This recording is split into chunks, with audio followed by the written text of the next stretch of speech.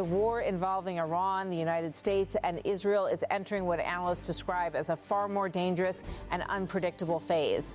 Nearly 4 weeks after the conflict began on February 28, 2026, the situation has escalated beyond airstrikes and missile exchanges into a broader geopolitical confrontation with global implications.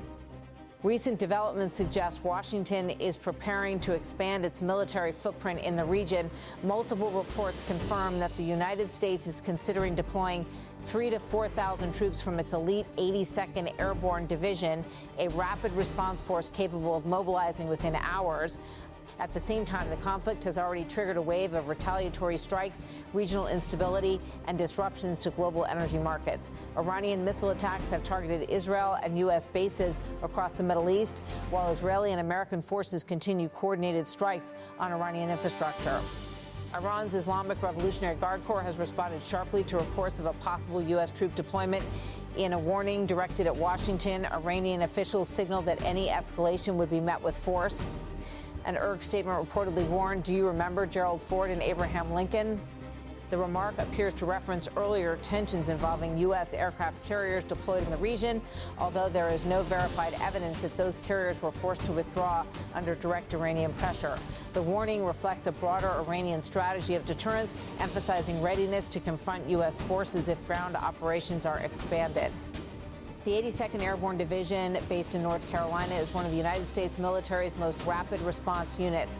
It specializes in airborne assaults and crisis intervention missions with the capability to deploy globally within 18 hours. According to defense sources, these troops could be used for a variety of roles, including reinforcing U.S. positions, securing key infrastructure, or preparing for contingency operations. While officials have not confirmed a specific mission, the deployment itself signals a shift from purely aerial warfare toward potential ground involvement, something that could dramatically raise the stakes of the conflict. The troop buildup is not happening in isolation. The United States has already increased its military presence in the region significantly. There are currently around 50,000 U.S. troops stationed across the Middle East, and additional reinforcements have been sent in recent weeks. Earlier reports confirmed the deployment of approximately 2,500 Marines aboard the amphibious assault ship Boxer, along with supporting naval assets.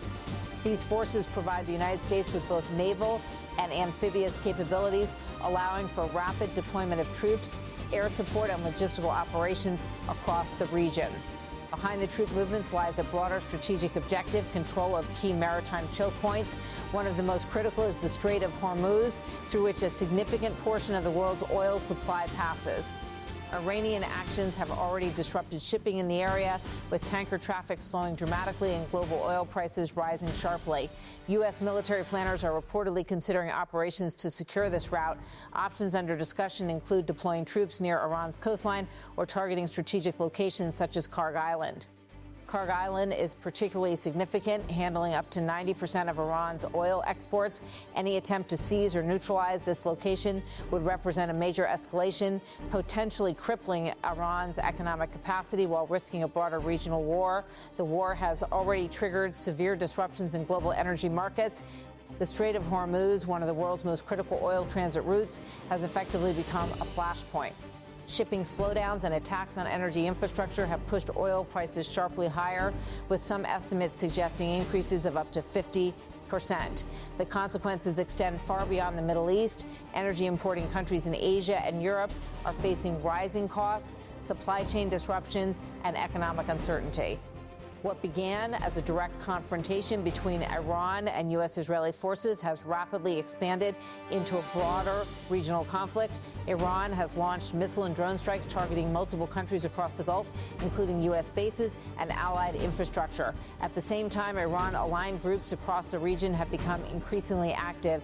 These include armed factions in Lebanon, Iraq, and Yemen, raising fears of a multi-front war. The involvement of these groups complicates the conflict, making it less predictable and harder to contain. Another area of concern is the Bab el-Mandeb Strait, a narrow but vital maritime corridor connecting the Red Sea to the Gulf of Aden. Roughly 10 to 12% of global trade passes through this route, making it a critical artery for international commerce. In recent years, attacks on shipping in the Red Sea have already forced rerouting of vessels and increased global shipping costs. The possibility of coordinated disruptions in both the Strait of Hormuz and Bab el-Mandeb raises the risk of a historic supply shock. To counter these risks, the United States has been repositioning forces across the region. One key location is Camp Lemonnier in Djibouti, the only permanent U.S. military base in Africa. Its proximity to the Bab el-Mandeb Strait makes it strategically vital. The deployment of special operations and airborne forces to this region suggests that Washington is preparing for rapid response scenarios, including securing maritime routes, conducting targeted strikes, or intervening in the event of further escalation. These forces are trained for high-risk missions such as airfield seizures, direct action operations, and counterterrorism strikes, capabilities that could be crucial in a rapidly evolving conflict. Despite the military buildup, diplomatic efforts remain uncertain. U.S. President Donald Trump has suggested that negotiations with Iran could be possible, but Iranian officials have firmly rejected those claims. Iran's leadership has expressed deep mistrust of Washington, pointing to ongoing military actions as evidence that negotiations cannot be taken seriously. This breakdown in diplomacy reduces the chances of a near-term resolution and increases the likelihood of continued escalation. The current trajectory of the war suggests that it is far from reaching a conclusion. The introduction of airborne troops, the expansion of naval deployments, and the activation of regional proxy forces all point toward a widening conflict. At the same time, global markets are reacting to the uncertainty, with energy prices rising and trade routes under threat. The Iran-U.S.-Israel war has moved beyond its initial phase into a broader confrontation with global consequences. The potential deployment of elite U.S. airborne troops marks a critical turning point, signaling readiness for more direct and possibly ground-based operations. Iran's warnings, regional proxy involvement, and the strategic importance of maritime choke points all contribute to a volatile environment.